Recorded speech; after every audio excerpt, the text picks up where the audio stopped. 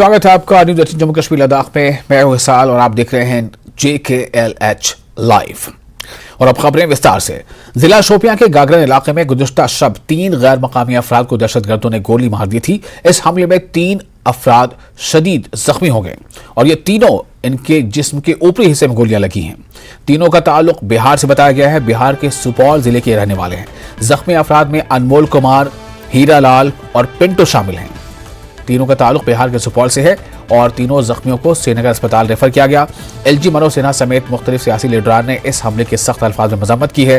3 जख्मियों में से 2 का ऑपरेशन किया गया है। हीरा लाल को मजीद इलाज के लिए बरजला अस्पताल मुंतकिल किया गया है। पिंटू कुमार को सुपर स्पेशलिटी अस्पताल शीरीन बाग श्रीनगर मुंतकिल किया गया है।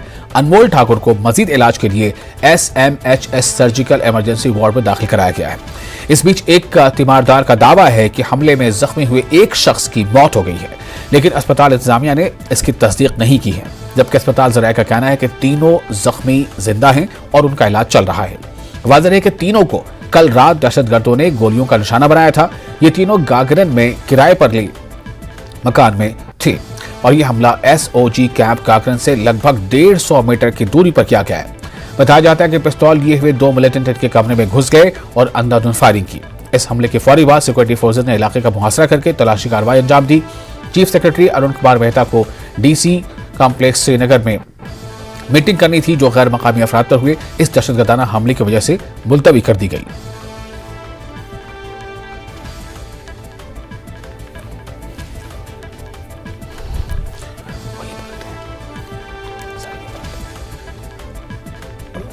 शोपियां के गागरन में आतंकियों ने ये गोलियां चलाई थी। 3 गैर मकामियों को निशाना बनाया गया। तीनों को जिस्म के ऊपरी हिस्से में गोली मारी गई है।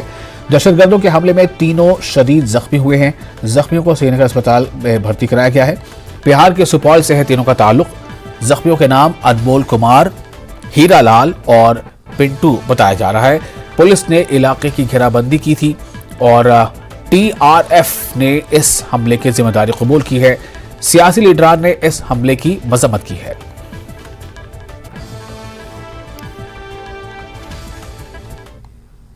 उसी कमरे में मौजूद है। जब वो 3 मजदूर मजदूरी करके वापस लौटे तो यहाँ पे इस कमरे में वो तीनों मजदूर रह रहे हो। आपको दिखाना चाहेंगे यहाँ पे जो है सब्जी वो बना रहे थे, तो इसी बीच जो है वो हमलावर अंदर आते हैं और तीनों मजदूरों को अंधाधुंध गोलियां चलाते हैं। और यहाँ पे जो बिस्तर वगैरह जो सारे हैं वो बिखरे पड़े हैं। तो यहाँ पे जो है आपको दिखाना चाहते हैं कि यहाँ पे जो है बुलेट के निशान साफ दिख रहे हैं। यहाँ पे जो है बुलेट के निशान लगे हुए हैं जहाँ पे ये मार्क किया गया है। तो यहाँ पे जो है अब जांच चल रही है। पुलिस की टीम जो है जाए वारदात पे थी, तो उन्होंने यहाँ पे जो है फॉरेंसिक लैब के लिए यहाँ पे उनको कुछ चीज़ें उठाई हैं और ये पता लगाया जा रहा है कि आखिर जो हमलावर किस तरह यहाँ पे पहुंचे हैं। क्या वो लोकल थे या OGWC? फिलहाल उस पर जांच चल रही है। पुलिस इन्वेस्टिगेशन में लगी है, लगातार जांच हो रही है। तो फिलहाल सामने क्या निकल कर आता है उसके लिए इंतजार करना पड़ेगा। एक बार फिर दिखाना चाहेंगे यहाँ पे जो है ये सब्जी, वो तीनों जो मजदूर सब्जियां बना रहे थे, तो इसी बीच उन पे हमला हुआ है। इरशाद मलिक, न्यूज़ 18 नेटवर्क, शोपियां। और दहशतगर्दाना हमले के बाद इलाके में मुकीम बिहार के दीगर मजदूर खौफजदा हैं। मजदूरों ने अपने आप को गैर महफूज महसूस करते हुए इस तरह के हमलों की शदीद मजम्मत की है। काम करते हो सर? यही काम करते हैं। अच्छा, क्या काम आप करते हो सर? लोहे का। तो कहाँ से जा रहे हो? अभी कहाँ जा रहे हो? अभी जा रहे हैं सर। कल जो यहाँ पे थोड़ा वो फायरिंग लग रहा है सर। हाँ, कितना डर लग रहा है आपको? क्या कहेंगे इसके हवाले से? मतलब डर किस बात की डर लग रहा है आपको? सर कल फायरिंग हुआ था। अच्छा, इसीलिए कर रहा है। बिहार से आप है? कहाँ पे मजदूरी कर रहे हैं? अच्छा, आप यहाँ पे काम करने जा रहे, कोई डर वर तो नहीं लग रहा है? हाँ, काम करना चाहते हो, वापस जाना चाहते हो? सीनियर नेशनल कॉन्फ्रेंस लीडर और मेंबर पार्लियामेंट हसनैन मसूदी ने शोपियां में गैर मकामी मजदूरों पर कल के हमले की सख्त अल्फाज में मजम्मत की है। न्यूज़ 18 JKLH से बात करते हुए मसूदी ने कहा कि इस तरह के वाकयात हुकूमत की तरफ से अमन कायम करने के झूठे बयानात पर भी सवालिया निशान लगाते हैं। जिस तरह से कल शोपियान में इंसिडेंट पेश आया, एक बार फिर से जो टारगेट के किलिंग्स का माइनॉरिटी को टारगेट किया गया है, तो किस तरह से आप इंसिडेंट को देखते हैं? देखिए, हम इसकी पुरसों मजम्मत करते हैं कोई भी तशद्दुद, किसी किस्म का भी तशद्दुद हो, वो नाकाबिल कबूल है और उससे कोई कुछ हासिल नहीं होता है और ये वाजिब मजबत है, हर एक को इसकी मजबत करनी चाहिए। क्योंकि हम आगे बढ़ने के बजाय इससे क्या है कि एक दशके लग जाते हैं, एक इम्पीडेंस क्रिएट हो जाते हैं। लेकिन इसके साथ साथ ही ये भी जो एक कोशिश की जा रही है एक नॉर्मल सी नैरेटिव बिल्डअप करने की, वाक़ात के बरक्स या ज़मीनी हक़ाइक़ के बरक्स, वो भी मुझे लगता है कि वो भी सही नहीं है। देखिए, यहाँ पर जब तक कि एक जमहूरी तौर मुंतखब की गई सरकार नहीं आएगी बस, तब तक ये जो आवाम के जो मसाइल हैं उनको एड्रेस नहीं किया जा सकता। अब देखिए, सुप्रीम कोर्ट के सामने एक एफिडेविट दिया गया, बयान भी दिया गया। अगर जो सुप्रीम कोर्ट ने कहा कि नहीं, हम 370 के पस मंज़र में उसका जायज़ा नहीं लेंगे, क्योंकि ये हमारा जो सुप्रीम कोर्ट के सामने फ़कत एक आईनी सवाल है कि 5 अगस्त 2019 के जो फैसले हैं वो आईन की कसौटी पर हम जब उनके परखें तो क्या सही साबित होते हैं। लेकिन ये कहना, ये तासुर देना कि सब ठीक है, ये खुद जो तासुर देते हैं, मुझे लगता है उसका भी एक ये है कि आवाम के जो मसाइल हैं उन मसाइल की सुनवाई नहीं होती है, कानून तक रसाई नहीं होती है, इंसाफ तक रसाई नहीं होती है। लेकिन जब तक, जहाँ तक ये शुपैया उससे पहले जो वाक़ात हुए, तो हमने हमेशा बिल्कुल गैर मुबहम अल्फाज में इसकी मजम्मत की है और आज भी हमारे जो कायद हैं उन्होंने मजम्मत की है और हम सब इसकी मजम्मत करते हैं। ऐसे वाक़ात होनी नहीं चाहिए, ये लाहासिल है, इसे कुछ हासिल होने वाला नहीं। काफी टाइम तक हमने देखा कि ऐसे इंसिडेंट्स बंद हो गए थे, लेकिन कल काफी टाइम के बाद फिर से ये एक इंसिडेंट हुआ। वो भी एक सवाल है निशान, वो भी एक सवाल है कि देखिए, आपने जो भी आप बिल्डअप कर रहे हैं और जो आप कहते रहे हैं कि नहीं अब वही खात्मा हो गया, हर एक चीज़ खात्मा हो गया, तो क्या वजह है कि अचानक ये क्यों हुआ? और इसका जो ये जानने की भी ज़रूरत है कि इसके पस मंज़र में क्या ताकतें हैं जो ये करवा रही हैं। तो क्या ये जो अमन के दुश्मन हैं या जो नैरेटिव को खुद ही कंट्राडिक्ट करने की कोशिश कर रही हैं या क्या हो रहा है, तो कई ये बातें हो सकती है इसमें। तो लेकिन मजमूई तौर पर ये जो वाक़ात हैं, जो भी उसके पीछे हो, जो भी मुहरिक हो, जो भी इसके लिए ज़िम्मेदार हो, लेकिन हर सूरत में इसकी मजम्मत करनी चाहिए और मजम्मत होनी चाहिए तशद्दुद की। वो आए हैं यहाँ पर, जो अभी जो ये लेबरर्स आए थे, वो तो कहीं दूर से आए थे यहाँ पर अपनी रोज़ी कमाने के लिए, और यहाँ भी वो मावनत करते थे। यहाँ की इक़्तिसादियात में भी एक इनका बड़ा एक रोल रहता है। तो उन पर गैर मुसल्लह को, उन पर वो तशद्दुद का निशाना जिसने भी बनाया हो और जिस वजह से भी बनाया हो और जो भी इसमें कार फरमा हो, जो भी हो, महरिकात हो, लेकिन ये काबिल मजम्मत है और मजम्मत की चाहिए। न्यूज़ 18 से बात। सीनियर लीडर बीजेपी और साबिक नायब वजीर आला कविंदर गुप्ता ने शोपियां में गैर मकामी मजदूरों पर हमले की मजम्मत की है। गुप्ता ने कहा कि पाकिस्तान और कश्मीर में इसके एजेंट कश्मीर में पुरअमन माहौल से मायूस है। उन्होंने इल्जाम लगाया कि बाद सियासी जमातों के बयानात भी ऐसे हमलों के जिम्मेदार हैं। उन्होंने कहा कि ऐसे हमलों को रोकना एक चैलेंज है, लेकिन सिक्योरिटी फोर्सेज दहशतगर्दों के ऐसे अज़ाइम को नाकाम बनाने की सलाहियत रखती हैं। शोपियान में कल एक बार फिर जो गैर रियासती मजदूर हैं उन पे हमला किया गया है। कैसे देखते हैं आप, ये क्यों कर इस तरह के हमले किए जाते हैं और कैसे रोका जा सकता है? देखिए, नंबर एक तो अमरनाथ की सफल यात्रा होने के, जिसमें 1,60,000 से ऊपर वहां पर श्रद्धालु दर्शन कर चुके हैं, फ्रस्ट्रेशन होना स्वाभाविक बात है। पाकिस्तान को तकलीफ होती है और कुछ यहाँ हमारे जो लोकल राजनीतिज्ञ हैं वो भी इस प्रकार की भाषाएं बोलने के कारण से कि अगर वो मजदूरी करने के लिए वहां कोई गया है, उनको कोई रोक नहीं सकता। तो इन चीजों पर जब बार बार बोला जाता है तो इसी कारण से इस प्रकार की कोशिशें होती हैं। इनको सख्ती से निपटा जाएगा और पहले भी जो शांति व्यवस्था बनाई है, काफी मिलिटेंट्स को मार गिराया गया है। उम्मीद ही नहीं, पूरा विश्वास है कि जल्दी उनको मार गिराया जाएगा। इस प्रकार की जो छिटपुट घटनाएं होने लगी हैं, ये वाकई में चिंता का विषय बनाती हैं। लेकिन ऐसा नहीं है, लोगों ने बहुत सहा है और लोगों ने हमेशा प्रशासन का साथ भी दिया है। अब वो वक्त आ गया है कि जब ये जो लोग बचे हैं उनको भी मार गिराया जाएगा और फिर से यहाँ पर शांति व्यवस्था स्थापित होगी। आप ये कहते हैं कि जो पाकिस्तान की तरफ से लगातार कोशिश की जा रही है वो सच है, लेकिन साथ में आपने ये भी कहा कि जो लोकल पॉलिटिशियंस हैं वो भी कहीं न कहीं जिम्मेदार है। उनकी जिम्मेदारी कहाँ बनती है, कैसी जिम्मेदारी? वो बार बार बयान देते हैं यहाँ कोई आ नहीं सकता, बाहर के लोग आ नहीं सकते। वो जो मजदूरी करने के लिए पूरे हिंदुस्तान से आज से नहीं आते, वो बड़े कई वर्षों से आते हैं। आज जब इस प्रकार की भाषा बोली जाती है तो एक प्रवोक उनको किया जाता है मिलिटेंट्स को। तो ये भी एक कारण उसके साथ जुड़ता है। अपोजिशन का ये कहना है कि सरकार कहती है हालात ठीक हो गए, लेकिन फिर भी इस तरह के हमले होना कहीं न कहीं ये दर्शाता है कि हालात अभी ठीक नहीं है। 70 साल का बिगड़ा हुआ निजाम 1 मिनट में ठीक हो जाएगा, ऐसा नहीं है। पत्थरबाजी खत्म हुई है, जो जगह जगह पर मिलिटेंट्स के जनाजे में लाखों की तादाद में लोग चलते थे वो नहीं है। आज कैलेंडर वहां पर जारी नहीं होता। 70 सालों में सबसे ज्यादा टूरिस्ट अगर आ रहा है इसी वक्त आ रहा है। परिस्थितियां बदली हैं, लेकिन इंटीरियर में जाकर के इस प्रकार की घटनाओं को अंजाम देना गलत है और निंदाजनक है। Thank you. और फिलहाल एक छोटा सा ब्रेक लेते हैं। ब्रेक के बाद खबरों का सिलसिला जारी रहेगा।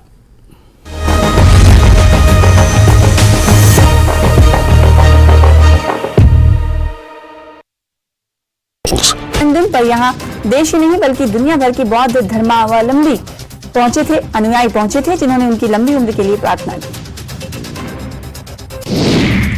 वहीं लद्दाख बौद्ध एसोसिएशन ने दलाई लामा के 88वें जन्मदिन के उपलक्ष्य में जेवेसलशे में समारोह का आयोजन किया। एलबी अध्यक्ष ने दलाई लामा को उनके 88वें जन्मदिवस पर शुभकामनाएं दी और सभी लोगों से 10 जुलाई को दलाई लामा की लेह यात्रा का गर्मजोशी से स्वागत करने का आग्रह किया। उधमपुर में मजदूर दस्तकार यूनियन ने बड़े पैमाने पर धरना प्रदर्शन किया। एलजी प्रशासन ने उनकी लंबित मांगों को पूरा करने की मांग को लेकर विश्वकर्मा मंदिर परिसर में प्रदर्शन किया। मीडिया से बात करते हुए एमडीयू के जिला अध्यक्ष दर्शन कुमार ने कहा कि मजदूरों को उनकी बेटियों की शादी के लिए दी जाने वाली सहायता बंद कर दी गई है, जिसे दोबारा शुरू किया जाना चाहिए। उन्होंने ये भी कहा कि मजदूरों को 500 रुपए पेंशन दी जाए, साथ ही जिले के सभी मजदूरों का पंजीकरण कराया जाए ताकि उन्हें सरकारी लाभ मिल सके। पुंछ के बफलियाज ब्लॉक में प्रधानमंत्री ग्रामीण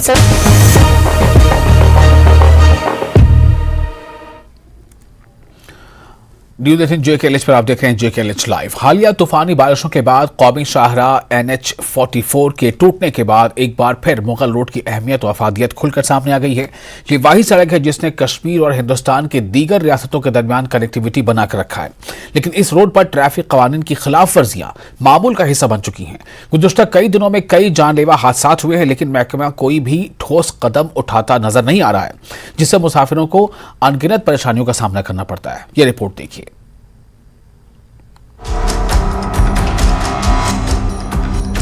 मुगल रोड पर ट्रैफिक कवानीन की खिलाफ वर्जियां मामूल का हिस्सा बन चुकी हैं। नतीजतन मुगल रोड पर गुज़िश्ता 3 दिनों में मुतादिद हादसा पेश आए हैं, जिसमें 4 अफराद जाँ बहक और मुतादिद जख्मी हुए। बावजूद इसके हुक्काम भी बेहिसी का मुजाहरा कर रहे हैं, क्योंकि हिरपुरा शोपियां से चंदमार पुंछ तक एक भी ट्रैफिक पुलिस एहलकार या जेके पुलिस एहलकार तैनात नहीं है। ट्रैफिक कंट्रोल करने वाले एहलकारों की कमी से ट्रैफिक जाम होना एक आम सी बात बनकर रह गई है। बाज़ औक़ात गाड़ियां दर्जनों घंटे तक फंसी रहती हैं। यहाँ पे ना बहुत सारी मुश्किलात हैं। हम सुबह से यहाँ पे 10 बजे तक ही फंसे हुए हैं और यहाँ से कुछ लोग तो ऐसे हैं जो 2 दिन से यहाँ पे फंसे हुए हैं। जिस तरीके की यहाँ की रोड की ट्रैफिक है, उस तरीके का यहाँ पे इस रोड पे ध्यान नहीं दिया जा रहा और सरकार की तरफ से तो यहाँ पे सिर्फ 10% का हिसाब से ही ध्यान दिया जा रहा है। एरिया तो बहुत बढ़िया है साथी, लेकिन यहाँ पे रोड्स के ऊपर बहुत कम ध्यान दिया जा रहा है। यहाँ पे ट्रैफिक फंसी हुई है, लोग फंसे हुए हैं अपने अपने मतलब मुसाफिर अपने सफर पे निकलते हैं, लेकिन यहाँ पे आके वो लोग बहुत ज्यादा परेशानियों का सामना करते हैं। मुगल रोड पर सफर करने वाले मुसाफिरों ने इल्जामात आयद करते हुए कहा कि हुकूमत मुगल रोड पर गाड़ियों की नकलो हरकत को कंट्रोल करने में नाकाम रही है और इसीलिए हंगामी हालात में यहाँ सूरत हाल आउट ऑफ कंट्रोल हो जाती है। कश्मीर में जाने वाला मार्ग की बात की जाए, बहुत ही नर्क बना हुआ है वो। आज हम 2 दिन से यहाँ पे फंसे हुए। फैसिलिटी जो है वो बहुत कम है। फैसिलिटी के ऊपर ध्यान ज्यादा दिया जाए। कुछ मुसाफिरों ने ये भी सवाल उठाया कि आखिर क्यों मुगल रोड पर कोई बुनियादी सहूलत मुहैया नहीं कराई गई। इस रोड पर दौरान सफर मोबाइल नेटवर्क भी गायब रहता है। फर्स्ट एड की तर्ज पर भी कोई सहूलत मुहैया नहीं है, न ही कोई वॉशरूम है। सर एक तो अभी जो सीजन चल रहा है बारिश वगैरह का, तो काफ़ी जगह लैंडस्लाइड भी हुई है। हम भी सुबह से यहाँ फंसे पड़े, तो काफ़ी मुश्किलात तो आ रही हैं। काफ़ी ट्रैफिक भी है आगे। ये तो है कि ध्यान नहीं दिया जा रहा है इस रोड पे। जितनी ट्रैफिक है उतना ध्यान तो नहीं दिया जा रहा है। ये मुगल रोड है, यही कनेक्ट करती है हमारी बाकी जो डिस्ट्रिक्ट जो है वो जम्मू की जो जितनी डिस्ट्रिक्ट है उनको कश्मीर से, तो इस रोड पे ध्यान देना चाहिए। बहरहाल हुकूमत को इन मसाइल को संजीदगी से लेना चाहिए, क्योंकि मुसाफिरों को कई तरह के मसाइल और परेशानियों का सामना करना पड़ता है। मुगल रोड हुक्काम को उनकी नाक़िस खिदमात और सड़क पर सहूलियात की कमी का जवाबदेह बनाना चाहिए ताकि तारीखी मुगल रोड माशी सरगर्मियों और रोजमर्रा की जिंदगी की दीगर जरूरतों के लिए हकीकी लाइफ लाइन का किरदार अदा कर सके। न्यूज़ 18 JKLH के लिए शोपियां से इरशाद अहमद की रिपोर्ट। उधमपुर में महकमा हॉर्टिकल्चर ने दूर दराज इलाकों से ताल्लुक रखने वाली खवातीन को खुद कफील बनाने के लिए 30 रोजा तरबियती प्रोग्राम का इनेकाद किया है। इस ट्रेनिंग कैंप में खवातीन को अचार, जैम, जेली, जूस वगैरह की तैयारी की तरबियत दी जाएगी। ये रिपोर्ट देखिए।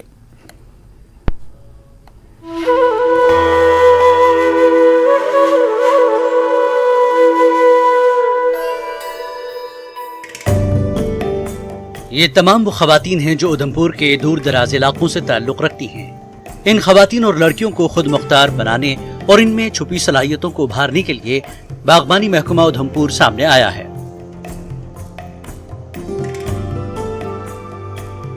महकमा हॉर्टिकल्चर ने बागबानी क्राफ्ट सेंटर में फलों और सब्जियों के तहफ़्फ़ुज़ के लिए 30 रोजा तरबियती कैंप का इनेकाद किया, जिसमें दूर दराज इलाकों से खवातीन का एक ग्रुप तरबियत हासिल कर रहा है।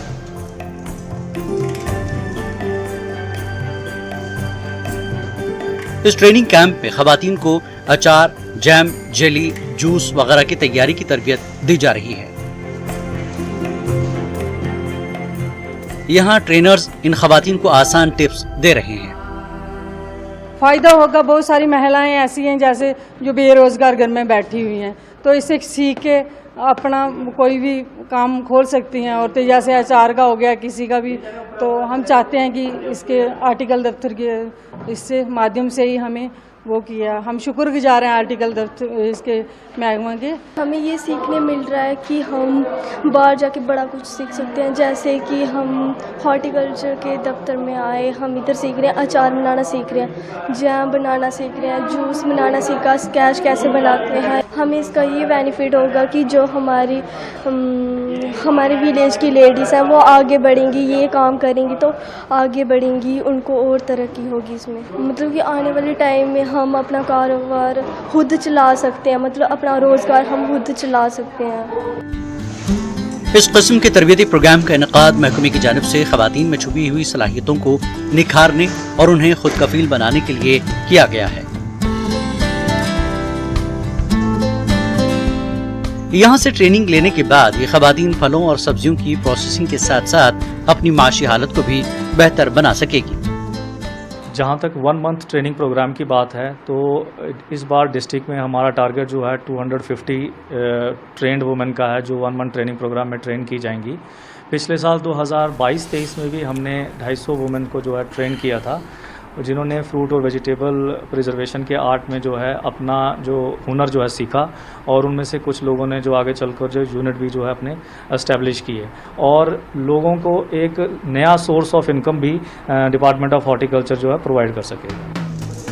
खवातीन भी फलों और सब्जियों की मुख्तलिफ वैल्यू एडिड मसनूआत सीखने और तैयार करने में गहरी दिलचस्पी दिखा रही हैं, जबकि क्वालिफाइड ट्रेनर्स अचार, जैम के जूस बनाने के तरीकों के अलावा मार्केटिंग के बारे में तफसीली लेक्चर देते नजर आए। तो हमारा ऑब्जेक्टिव यही है कि जो हमारी महिलाएं हैं, बहनें हैं, वो अपना रोज़गार खुद शुरू करें। उसके लिए गवर्नमेंट की तरफ से इनको 60% सब्सिडी पे हमने लास्ट ईयर भी 2 यूनिट दिए थे, जो कि सेल्फ हेल्प ग्रुप के साथ जुड़े हुए थे। कहने का मतलब ये है कि 1 से ज़्यादा लोग जो हैं उस ग्रुप में जुड़े हुए हैं, और उस ग्रुप में इनको इंसेंटिव देने का ये है कि जैसे कोई मशीनें हैं, जितनी भी मशीनें हैं जो इसमें फ्रूट एंड वेजिटेबल प्रोसेसिंग में यूज़ होती हैं, उसके ऊपर हम इंसेंटिव देते हैं। तो हमारा जो मेन जो ऑब्जेक्टिव है वो यही है कि हमारी जो महिलाएं हैं उनको हमने अपलिफ्ट करना है। ये तरबियती प्रोग्राम उन खवातीन के लिए काफी सूदमंद है जो अपनी माशी हालत बेहतर करना चाहती हैं, क्योंकि इस कैंप में हर तरह की ट्रेनिंग दी जा रही है। पैदावार के तरीके, पैदावार की शेल्फ लाइफ को कैसे बढ़ाया जाए और यहाँ तक के सारिफिन को कैसे राग़िब किया जाए, इसके बारे में भी बताया जा रहा है, जो इस बात का सबूत है कि मुस्तकबिल में खवातीन को इससे बहुत ज्यादा फायदा होगा। न्यूज 18 JKLH के लिए उधमपुर से सुरेंद्र की रिपोर्ट। थाईलैंड में जारी एशियन एथलेटिक्स चैंपियनशिप में ज्योति यराची ने तारीख रकम की है। उन्होंने 100 मीटर हर्डल रेस में गोल्ड मेडल अपने नाम किया है। ज्योति यह कारनामा अंजाम देने वाली पहली हिंदुस्तानी है। बारिश से मुतासरा मुकाबले में ज्योति ने 13.09 सेकंड में फिनिश लाइन टच किया, जबकि जापान की ओसुका दूसरी और जापान की ही ओकी तीसरे मुकाम पर रही।